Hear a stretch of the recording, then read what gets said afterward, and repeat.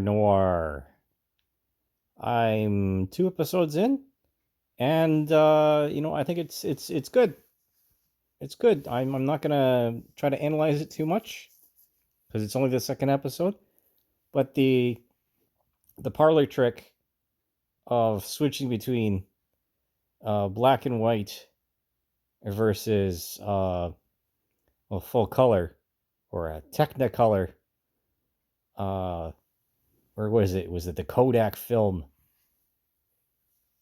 Yeah, I think it was Technicolor. Whatever. Anyways, it's pretty neat. I've always had an affection, I would say, for the noir genre, because it's like it's the origins of cyberpunk, or any kind of other punk ish kind of genre, I suppose, like steampunk, or like something like that. Um, and again, I recommend that you watch it. I think it's completely the opposite of what Disney has done in most cases with the Star Wars franchise. Um, and of course Disney also owns Marvel, so the association here is, of course, having to do with the Marvel superhero movies, and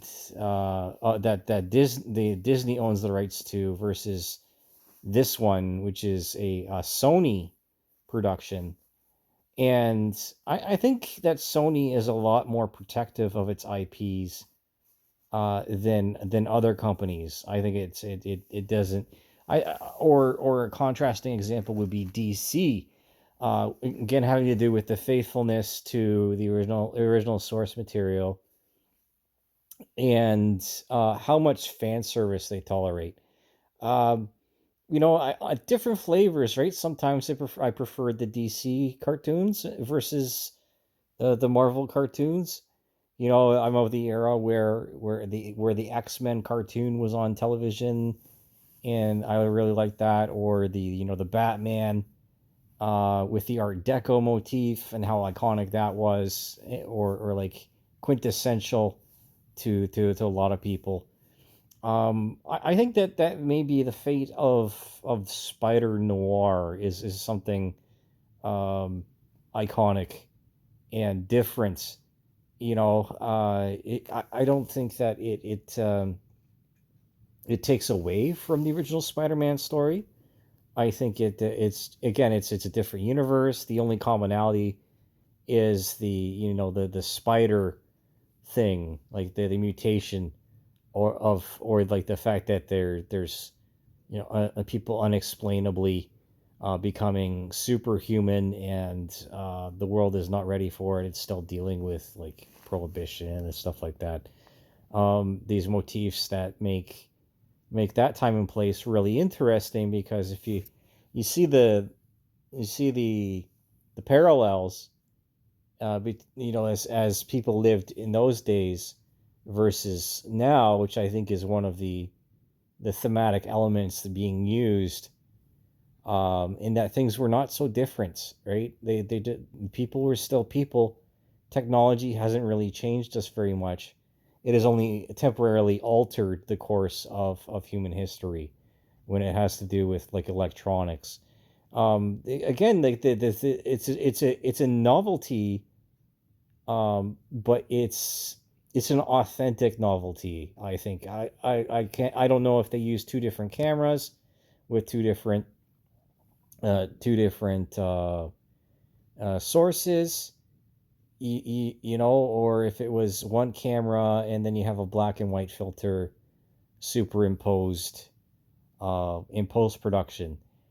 You can really tell the difference between something that was filmed purposefully in black and white versus something that has had all of its values changed in the editing room, in which, um again, the black and white photography can become such a high contrast that it almost becomes a parody of itself. And I don't see that here. I don't see that here. It makes me or sorry, it makes me feel reminiscent about Smallville, and maybe I should watch that again. But the meaning of that movie got changed over the years too, and I don't really feel like watching Smallville again, or not Smallville. Was that black and white movie where they change to fully color to full color during? I think it is Smallville, but I'm just like thinking of the Superman stuff. Um, yeah, something has been tainted, so to speak, right? Like the ink um, became too opaque to be used. I don't know if that's a good metaphor um, to explain what I'm trying to communicate here. Um, yeah, I'm just end it here at like 6 minutes or so. It's a good effort. I like it. I'm gonna keep watching it. I don't feel the urge to turn it off and throw the television out the window. Let's put it like that. There's a lot of stuff that's on the television, through these streaming services after the the rising trend of like content for content's sake. Like, oh, we'll just hire anyone and give them a deal so that we can capture people's attention at a rate that satisfies the stockholders. Now, yeah, there's some commonality. Some of the characters are the same, like Sandman or like the Human Torch, like the guy. I don't remember his name, but nonetheless, there's. I don't think that there's like not the typical plot devices used, such as like the Mulligan, right? The Maltese Falcon thing, or like it's a very much a character driven thing, I would say, right? You don't know everything. You're kind of walking into this mystery, and that in itself is the experience of the characters, and that's really cool. Nicholas Cage has been known to swing for the fences, and he's a real risk taker, and he's had some really brilliant um, performances as an actor, and some absolutely terrible ones as well. So, you know, um, grain of salt, I suppose. Am I looking for a sequel for Spider Noir? No, no, please don't. Please do not make a sequel for this. I love when these little things, these very risky things, remain what they are, and they don't try to be any. They're honest, right? They're not trying to be a triple A blockbuster. It's just something that was thrown into left field, hoping that it would get caught before it becomes a foul ball. Um, so let's play ball here. I'm not getting paid or anything like this. I just mm, because I can and because I like to.